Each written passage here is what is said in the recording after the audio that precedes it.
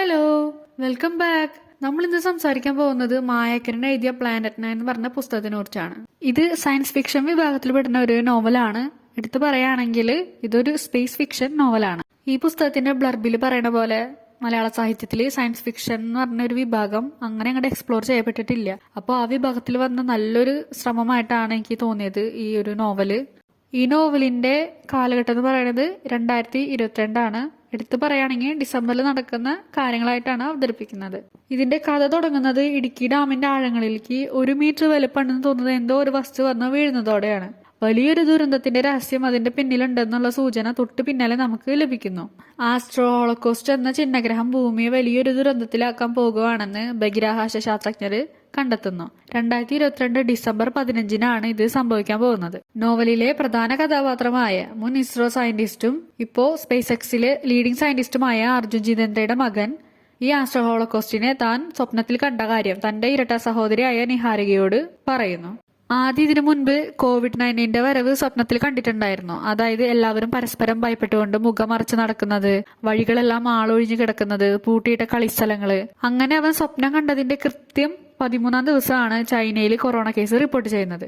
പിന്നെ ഒരു പ്രാവശ്യം എവിടെയോ മഞ്ഞിടിയുന്നത് സ്വപ്നം കണ്ടവൻ പനി പിടിച്ച് കിടക്കുന്നുണ്ട്. അതിന്റെ 13-ാം ദിവസം സിയാച്ചിനിൽ മിലിറ്ററി ക്യാമ്പിൽ മഞ്ഞിടിഞ്ഞ് 10ഓളം പട്ടാളക്കാർ മരിക്കുന്നുണ്ട്. ഇങ്ങനെ സംഭവങ്ങളെ മുൻകൂട്ടി കാണുന്നതിനെ പ്രീകോഗ്നിഷൻ എന്നാണ് പറയുന്നത്.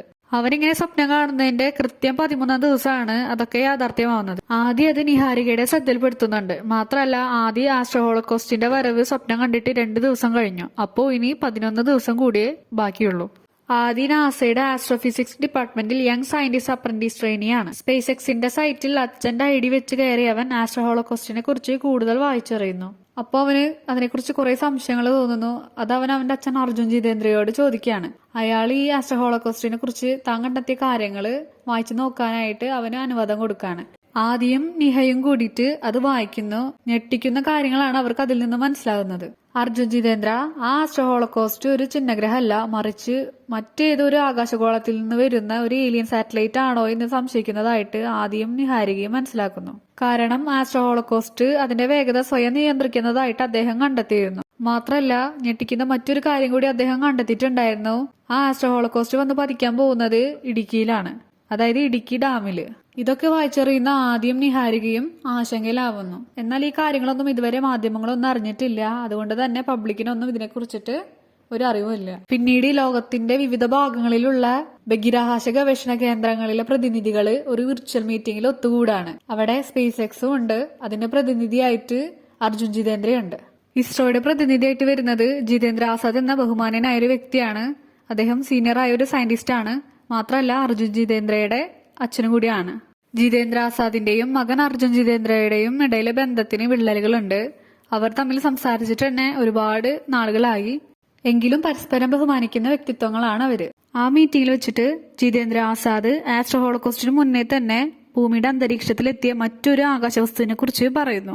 നാസയുടെ ശ്രദ്ധയിൽപ്പെടാതെ പോയ അതിനെ ഇസ്രോ നിരീക്ഷിച്ചിരുന്നു. അത് പുറത്തു നിന്ന് ഭൂമിയിലേക്ക് വിക്ഷേപിക്കപ്പെട്ട വസ്തുവാണെന്നും അതിന് പിന്നിൽ ഏലിയൻ സിവിലൈസേഷൻ ആണെന്നും അദ്ദേഹം പറയുന്നു. അതിനെ സാധൂകരിക്കുന്ന തന്റെ കണ്ടെത്തലുകളെ അദ്ദേഹം അവിടെ അവതരിപ്പിക്കുന്നു.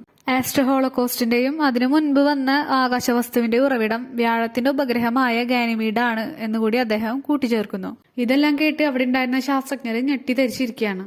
ഈ വലിയ പ്രശ്നത്തിന് അവരെങ്ങനെയാണ് കൈകാര്യം ചെയ്യുന്നത്, എങ്ങനെയാണ് അവരെ ഇതിനെ ഫേസ് ചെയ്യുന്നതെന്നാണ് മുന്നോട്ടുള്ള ഭാഗങ്ങളിൽ പറയുന്നത്. നമുക്ക് കേട്ടറിവുള്ള നിഗൂഢതകൾ ഉണ്ടെന്ന് പറയുന്ന സ്ഥലങ്ങളെ ഈ നോവലിലേക്ക് കൊണ്ടുവന്നിട്ടുണ്ട്.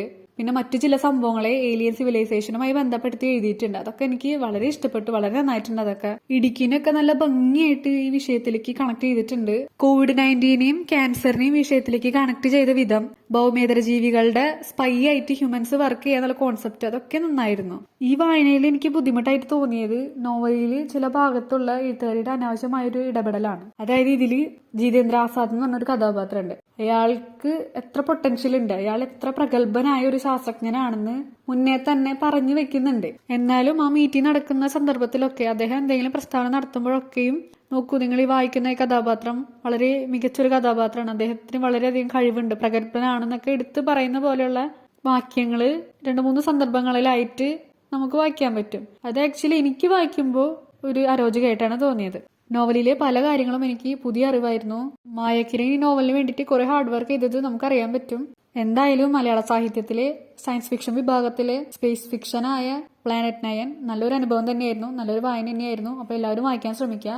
അത്രയ്ക്കന്നെ ഉള്ളൂ. Okay, by.